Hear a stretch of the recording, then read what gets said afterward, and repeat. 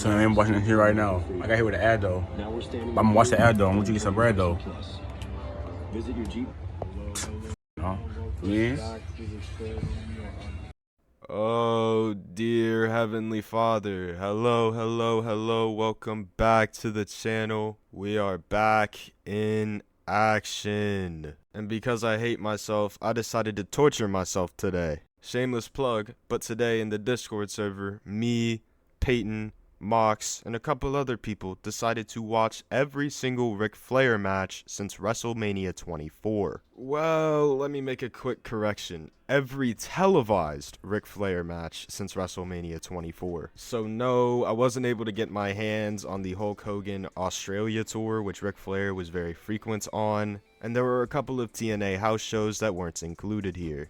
But in total, we have 11 matches. 10 from TNA television or pay-per-views, and 1 from, of course, Ric Flair's last match, which we'll get more into those as we go on, of course. As you guys know, Peyton's been torturing me, making me watch Heroes of Wrestling and Legends and Icons, so I decided to, turn the tables on him. I decided to torture him today instead, because I'm a great friend, right? These 11 matches take place in the years 2010 and 2011, as well as 2022. Now, mind you, his age in these matches is 61, 62, and 73 respectively. We are in for one, gang. Now before we rip the rubber off and get into these 11 matches, let's go ahead and establish a little bit of a drinking game. With water, of course, because we don't promote alcoholism here on the Wake Up Noah channel. Of course. But the rules for this drinking game include: take 2 shots every time Ric Flair bleeds, take 4 shots every time Hulk Hogan appears, and take 1 shot every time I want to die. Oh, and also, here's a fun one. Take 3 shots every time we see Ric Flair's cheeks. That is surely one of the sentences that has ever came out of my mouth. We've got everything out of the way, so again, before we start, I'm gonna beg you right quick, join the Discord server and subscribe to the channel, because we're trying to take over the world. Anywho, the first match of this 11-match run is Abyss and Hulk Hogan versus AJ Styles and Ric Flair on a random episode of TNA Impact. AJ Styles, you say. Abyss, you say. Oh, but also, 4 shots. I'm going to go ahead and just tell you here. It's not much of a match. It goes for 2 minutes and 21 seconds, and it's merely just an angle to get the greater tag match later on in the show. Flair throws some chops at Abyss, then he touches Abyss's balls, and then, Sting comes out. Sting. And Taz says that it's Judgment Day for Flair and AJ. But then, Sting turns. Sting hits Abyss and Hogan. How could you do this?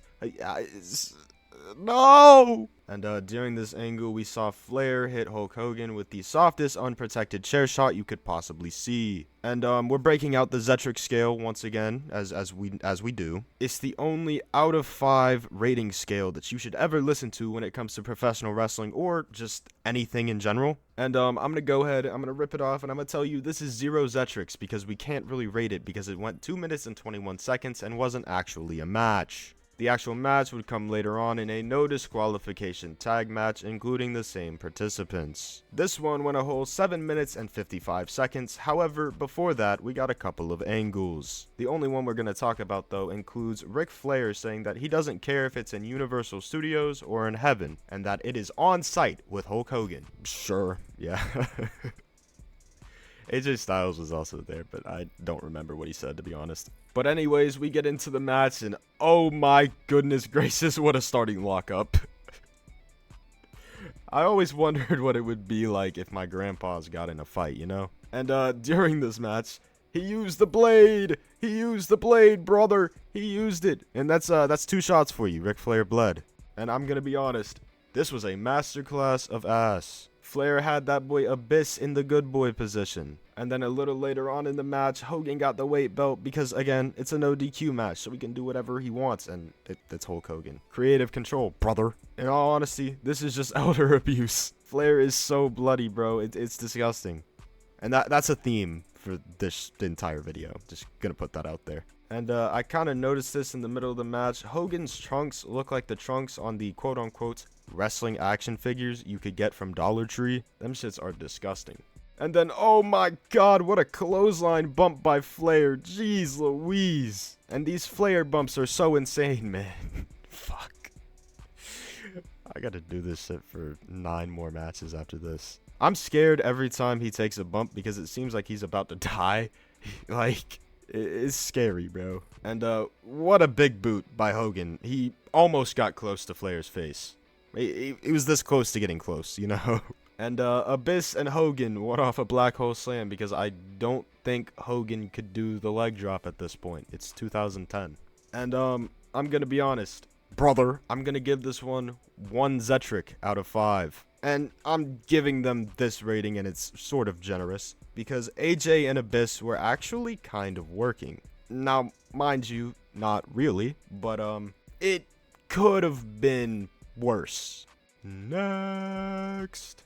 Oh, brother, the 3rd match of this run is on the 304th episode of Impact. It features Abyss and Ric Flair and goes for 5 minutes and 12 seconds. And, before the show, Flair cut a promo saying, "It's the bottom line because Ric Flair said so."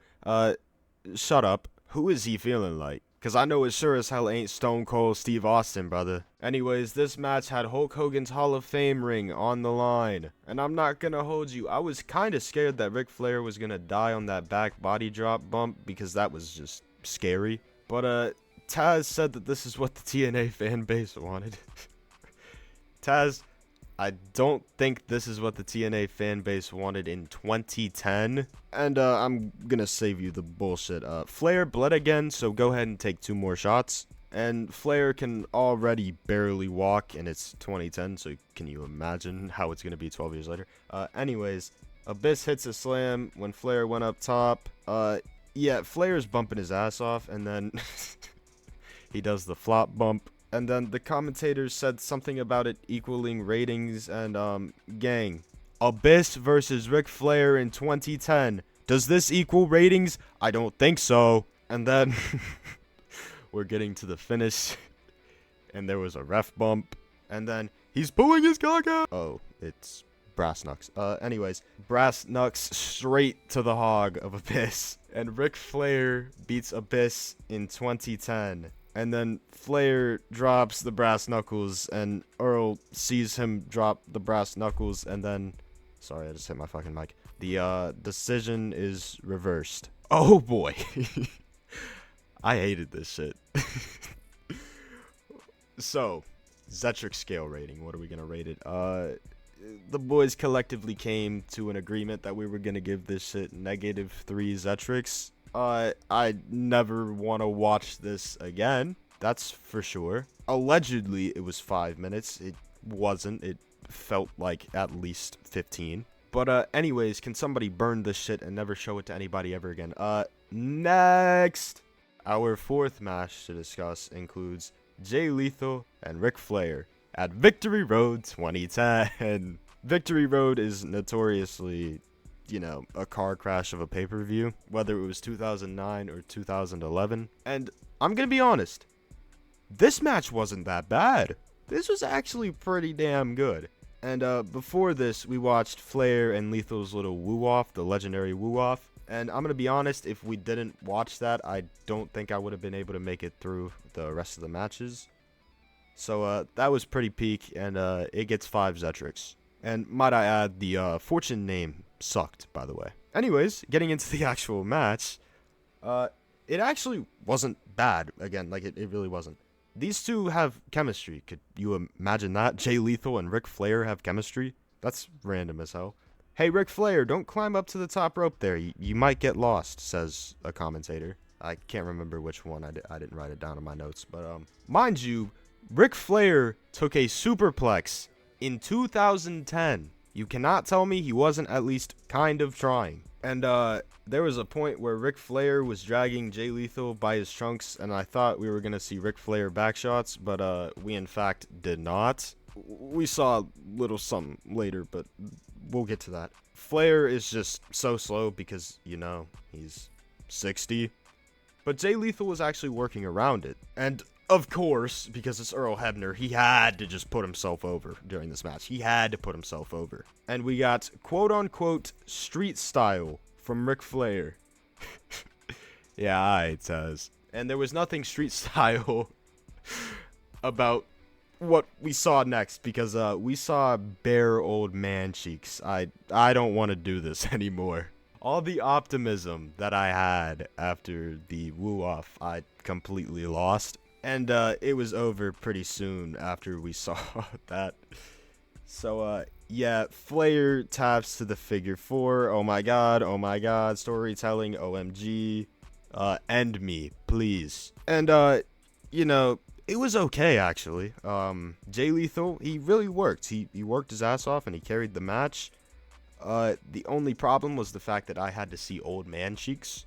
And that's something I don't wish on my worst enemy. So with all the factors taken into account, the boys decided that we were going to rate this one 2 Zetrics. Are we being slightly generous? Maybe. I don't know. Anyways, next. Alright, so 5th match coming up, and it features Jay Lethal and Ric Flair again. This time in a street fight. It went 6 minutes and 41 seconds, and I really wish I didn't watch it. But anyways, so Ric Flair's in a suit. Why is he in a suit? I don't know, but during the opening section of the match, Jay Lethal went under the ring, came back out from under the ring, and hit a springboard dropkick. That was pretty cool. And I'm sitting there thinking, again, this ain't too bad. And it was rated less than a 1 on Cage Match, and I don't think it was that bad, to be honest. But Ric Flair took a crazy back body drop bump. Again, you're scaring me, Rick. Holy kendo stick shot. And Flair's bleeding a little bit further into the match, so 2 more shots, nerd. What a match for 2010.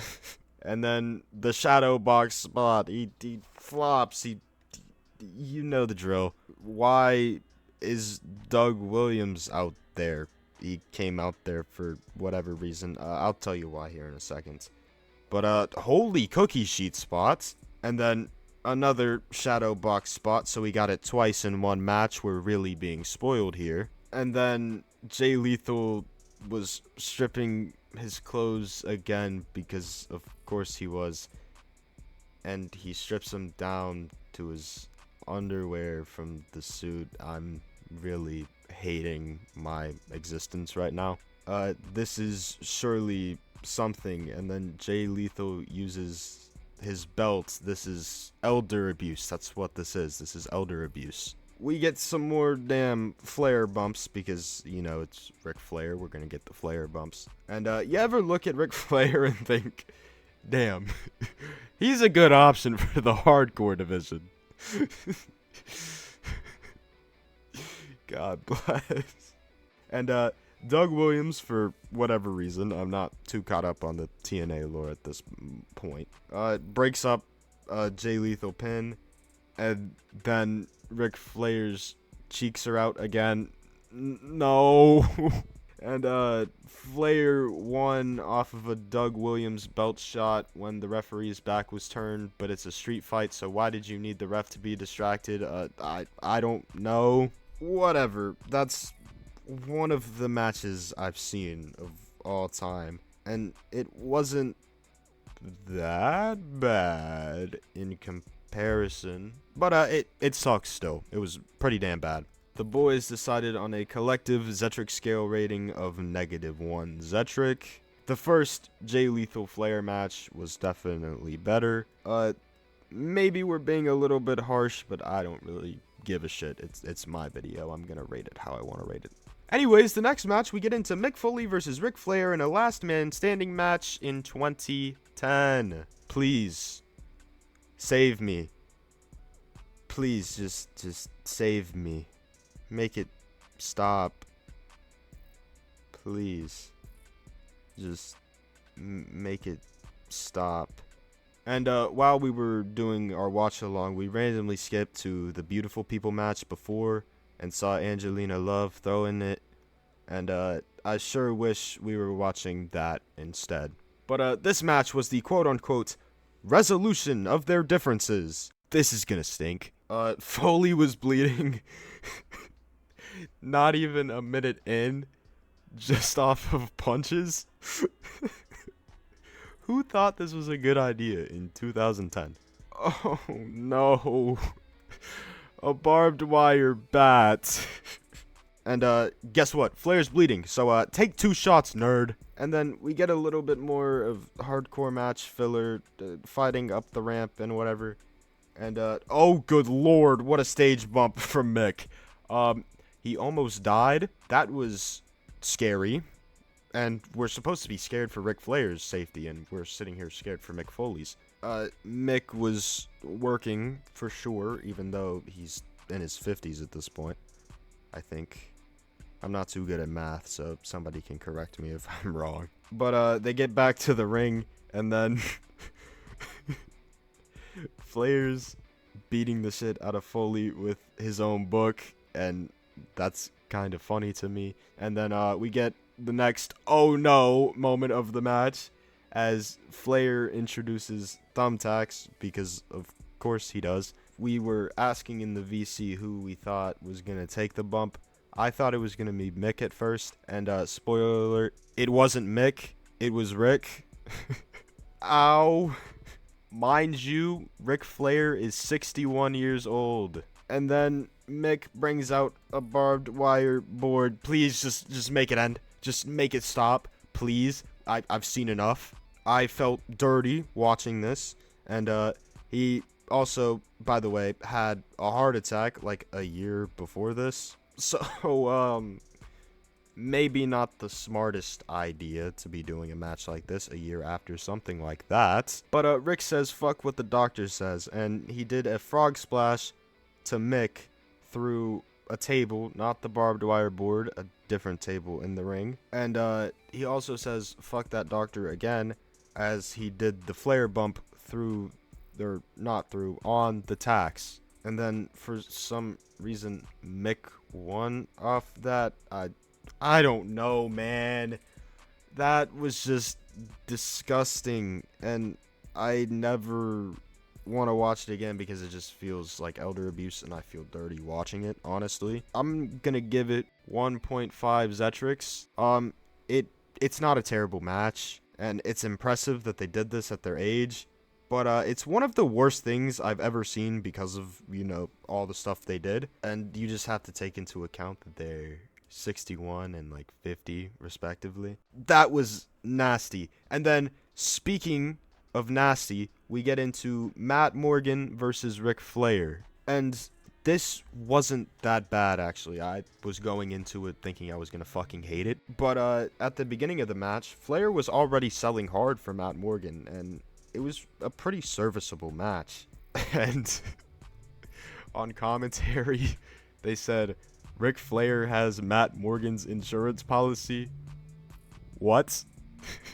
I'm confused, but anyways, we get a Flair bump, and then a ref bump, and I mean, it really isn't that bad. It was pretty decent. I mean, it's not good, but it's serviceable, and during the match, they advertised Generation Me versus the Motor City Machine Guns, and I'd so much rather watch that than the next couple of matches. They ran out of time on this episode of Impact. Mind you, this was the main event of an episode of TNA Impact in 2010. What? Anyways, Matt Morgan ends up winning the match with the big boot, or the carbon footprint. It's just a fine match. It's serviceable. It's not good. It's not bad. So we collectively, as the male gender, came together to rate it 2 Zetrix. It definitely could have been a lot worse, seeing the people involved. Next! Oh boy, we're in 2011! And our first match of this video that took place in 2011 was Ric Flair versus AJ Styles versus Matt Hardy in a 3-way street fight. Now, mind you, Ric Flair was managing Matt Hardy around this time, so it was basically a 2-on-1 handicap against AJ Styles, and I guess Flair and Styles are beefing, I guess. And to start the match, Styles and Hardy are doing all the work, and then Flair comes in and starts stomping on Styles and whatnot. By the way, Flair's bleeding again, so take 2 more shots, you Neanderthal. He was moving the best out of any match in this entire, 11-match run, and I find that kind of crazy. This was one of his best performances individually. But anyways, Flair bump. And AJ's over there ripping Flair's shirt. And all I have that's going on in my head is just a voice that's saying, please don't strip him to his underwear again, AJ. Please. We don't need to see that again, please. And thank God he didn't. He didn't. But Ric Flair pinned AJ Styles in 2011. I hate this. We came together as the male gender again to rate this -2 Zetrix. I just don't want to speak of it ever again. This is disgusting. This is a disgrace. And we're actually getting into the last 3 matches of this run. Thank you, Lord. Thank you, dear Heavenly Father. Because next, we're getting into the Lethal Lockdown Steel Cage Extravaganza match for 2011. Fortune versus Immortal. Now, mind you, a little bit of background. Flair turned on Fortune. He's sided with Immortal and just all that chicanery. Dave Meltzer allegedly rated this 4.5 stars, and we're going to see how true that is. I don't think it's that true, but, we're going to go into it with a neutral thought. Before the match, again, Flair tried to rizz up 3 college girls at ringside, and now I'm uncomfortable because he's like 62. And to start the match, we had Kazarian and Abyss, and during this little section, Ric Flair is telling Abyss to, quote-unquote, mangle him when talking about Kazarian. And all I'm thinking about while I'm watching this opening sequence is, I love that I get to see actual wrestling, and this felt like Foley and Stan Lane during Heroes of Wrestling. Like, this felt like a breath of fresh air. And then we see cold-blooded Matt Hardy next. I'm not going to make any cold-blooded Matt Hardy jokes like Peyton would, but if you want to hear any of Peyton's cold-blooded Matt Hardy jokes, you should join the Discord server. He might tell you a few. Alright, that's enough plugging out of the way. We're going to get back to the match. And Christopher Daniels comes in after this, and oh my god, I'm so happy because he's so good and he's working. And then my entire day is ruined because Ric Flair is next. Why is he not last? Why? And Ric Flair is humping the air. He's actually not that bad in his first sequences in the match. He's not that bad. But then James Storm comes in, and it's a relief, honestly, because James Storm is James Storm. He's really fucking good. And Ric Flair just has his hands behind his back. He's not handcuffed, but he's basically just giving himself his, head to James Storm with the beer bottle. And then we get a beer bottle shot from Storm, and Flair just live in the flesh, on camera, blades. So he's bleeding again. And you know what that means? 2 more shots for you, Nimrod. And not long after this, his cheeks are out for the 4th time. Why? And then we get some Bully Ray timing. And then Flair is wiping his blood with his pant leg. And that's just disgusting. And I don't want to think about it anymore. So instead, I have Glorious to think about as Bobby Roode comes in. I made a little cut there because I had sung Bobby Roode's entire theme song. I'm a mark, okay? And then there's a double suplex spot with Beer Money and Bully Ray, and James Storm's freaky ass is slapping Bully Ray's ass. And then the cage top lowers with weapons, and Flair's finna be redder than the TNA logo. And we get some trash can lid shots to Flair. Ouchie. Abyss gets knocked through the cage. And then Daniels and Matt Hardy are on top of the cage. And now I'm scared. And then we get a shot of Ric Flair. And he's just so red. He's so red. And it's just nasty. And Ric Flair is hitting a couple of people with a kendo stick like his name is the Sandman. And I gotta say, Christopher Daniels did a pretty cool fucking dive off the top of the cage to Abyss and Matt Hardy, and that was sick. And then Taz said that Bubba Ray was channeling his inner Chuck Norris. Okay. And then, out of nowhere, we get AJ Styles. Oh boy, you don't know how marked out I was, bro. I am the biggest AJ Styles mark on the planet. Styles comes in and he starts putting belt to ass, and then we get Ric Flair tapping to Bobby Roode, and all I can say is that for Ric Flair's safety, at least it's over. He did in fact look like the TNA logo. And again, in fact, that was not 4.5 stars. And to be honest, that was a roller coaster. And Flair was, again, redder than the TNA logo. This is the shit that I watch for you guys, by the way. This is what I watch for you guys. Put some respect on my name, cuz the crew came together to give this match. We gave it 2 separate Zetric scale ratings. 3 Zetrics for just the entire match. And we gave it 1 Zetric for Flair's performance. He was nearing death. And oh, thank God, because it is time for his final TNA match. Oh boy. Sting versus Ric Flair on a random episode of Impact, and it almost went 15 minutes. God save me. Ric Flair versus Sting in 2011 AD. Who thought this was a good idea? Oh boy. Why did they try to make it a technical match at first? Like, because known technician Sting, of course. And oh boy, I wonder if Sting will be forced to retire or not. Oh my god, OMG, OMG, will Sting retire? By the way, this entire thing was all to face Hulk Hogan. Fuck me. 4 shots. By the way, Sting could have faced The Undertaker at WrestleMania 27, but instead, he did this. Well. This shit was ass, gang. And again, a wild Hulk Hogan appears, but you already took your 4 shots, so you don't have to take your 4 shots here, kiddo. Whole bunch of run-ins, just a whole bunch of BS happens, and it's surely something. And Hogan gives the brass knucks to Flair, brass knucks to Sting, and he kicks out, and I am so not having fun anymore.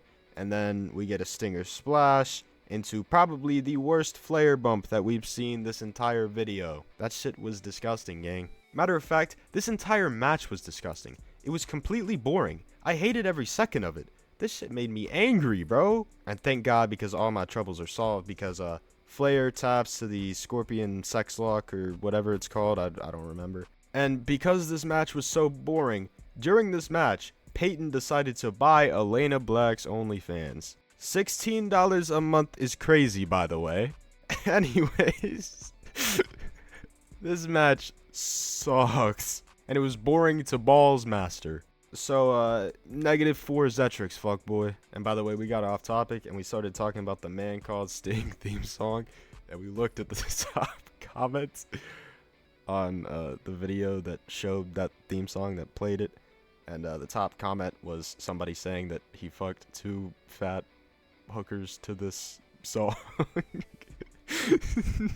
I'm moving the fuck on. Ric Flair's final match.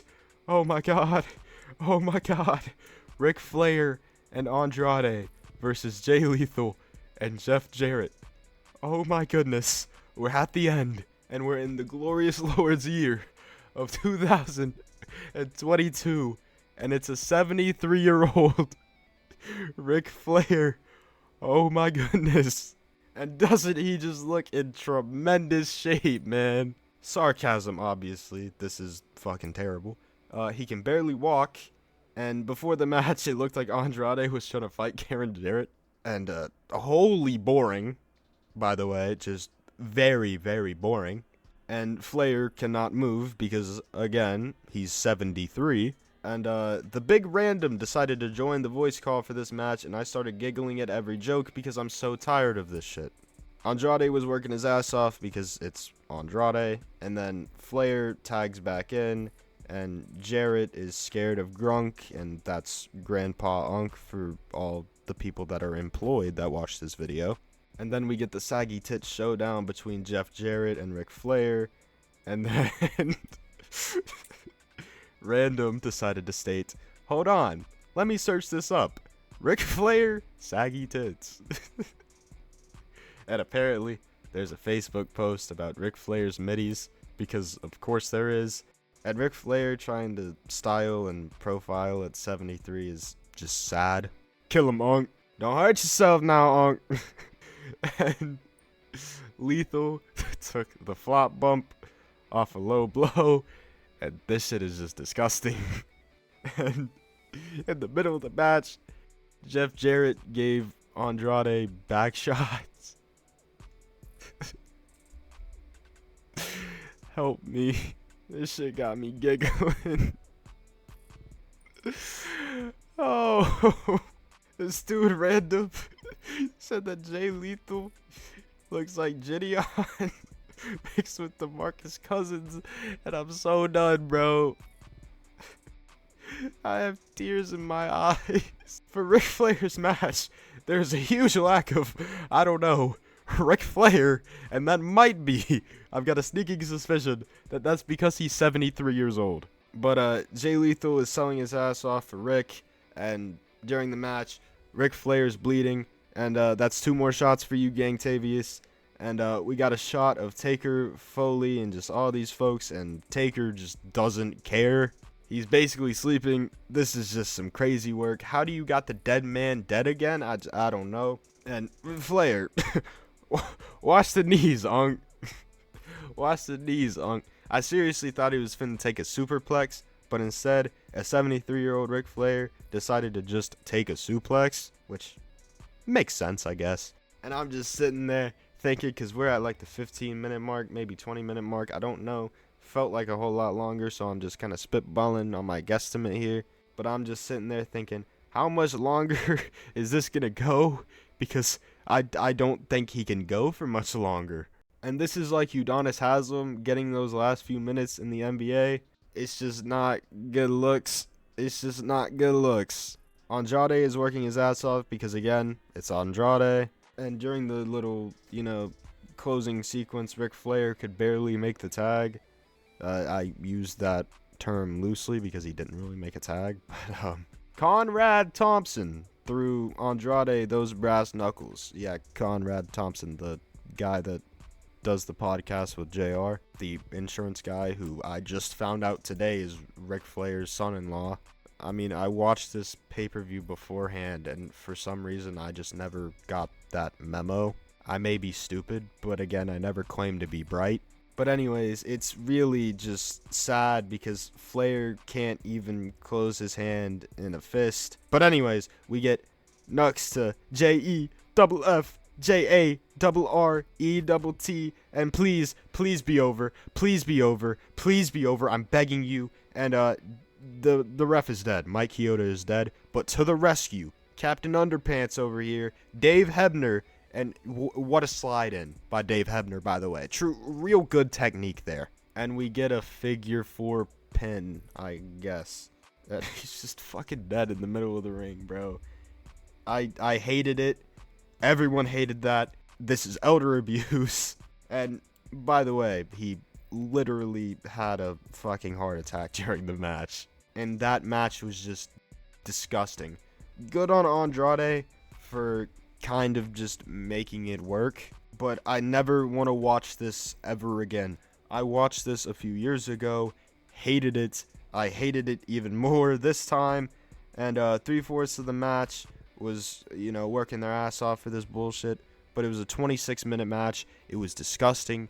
I hated it. Ric Flair almost fucking died. Not even Andrade could save this shit. This was extremely uncomfortable. And because of that, I'm going to give this one -5 Zetrix. It probably doesn't deserve -5 Zetrix, but I'm going to give it -5 Zetrix. And you can cry me a river because real takes, bitch. I'm just going to go ahead and tell you fucks, I am never doing that shit again. I'm just going to go ahead and say that was one of the worst experiences I think I've ever had. Those 11 matches were so boring, and I hated so much of it, and I just never want to watch a Ric Flair match post 2008 ever again. We're in the final thoughts section, but I basically said my final thoughts just in every match. I think in every match I said it was boring, it was disgusting, and I hated it. And those are still my final thoughts. He bled a lot. It's borderline elder abuse. It's not as bad as Heroes of Wrestling, I don't think. And it's probably not as bad as JCW Legends and Icons. So I think to break out the Zetric scale, we're going to give this entire run -1.5 Zetrics. I think that works for this. But this is a very, very, very just depressing run. Who would have thought that Ric Flair in 2011 was almost on the verge of dying in the ring every single time he got in there? Who would have thought? He was 61, 62, and 73 years old, respectively. Why? You were already one of the most famous wrestlers of all time, already a first ballot Hall of Famer everywhere, and you still decided to do this shit. I don't understand it. But anyways, we're just going to look past it. -1 Zetrics, and I'm going to let Peyton tell you a little bit about this entire situation. I'm going to let him give you his final thoughts, because I brought him along with me for this, and I think it's only fair. What did I think about that? What did I think about that? Noah, you have been nothing but good to me in the last 2 months. We have watched a bunch of bad wrestling and had a ton of good laughs. And you've been a good friend, a good human being in a world of not great human beings. And I appreciate that. More than anything, you have made me feel more comfortable in Discord than I have in 3 years. But for the first time, tonight I have questioned the validity of our friendship. Because you made me watch 11 matches of a 60 to 73-year-old man bleeding his guts out for no reason. For no audience. And it just kept getting worse. Ric Flair's last match is one of the worst matches I've ever seen in my life. Bottom 10. And I watched that live. My family reacted with bewilderment, amusement, made fun of me for even liking wrestling. It made me question if I was actually a wrestling fan. And then you had things like seeing Ric Flair's butt and balls multiple times on a show. That really speaks to me, because Ric Flair's butt and balls has been exposed to by many women. But I digress. His best match was against Jay Lethal at the pay-per-view, which was passable as a Monday Night Raw match. Everything else was terrible. He had no chemistry. He put people over, which was good. He put over the Next Generation, which is good. I like that. I like that he put over Jay Lethal. I like that he put over Matt Morgan. I like that he put over Sting. But the rest of it was just for Dixie's money. And I know this is probably what I deserve after making you watch Heroes of Wrestling and Legends and Icons. But you and I have really bonded over this. And you made me watch all of these Flair matches. And I'm not going to forgive you for a long time for that. So as punishment, I'm going to suggest this. And it's going to be wild. It's going to be crazy.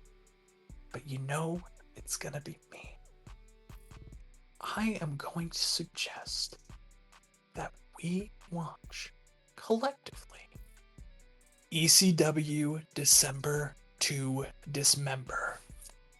So, you heard from Peyton, and you heard from me, and yeah, I never want to talk about this again, as I said, so we're going to transition to the outro. I appreciate you guys for taking time out of your day to watch this video, and I would appreciate you even more if you decided to like the video, if I earned it of course, as well as subscribe to the channel, because as I said earlier, we're trying to take over the world over here. You should join the Discord server if you want to be involved in the making of some of these videos. We do this pretty often, so, you know, I think you'd like it there. Or don't. I can't make you. Actually, I can make you. You're forced. You don't have a choice. You're forced to join the Discord server. Join the Discord server. And you can follow me on Twitter too if you're into that sort of thing, you know. You know. But anyways, as I said, I appreciate you guys for taking time out of your day to watch this video. Y'all stay safe. God bless.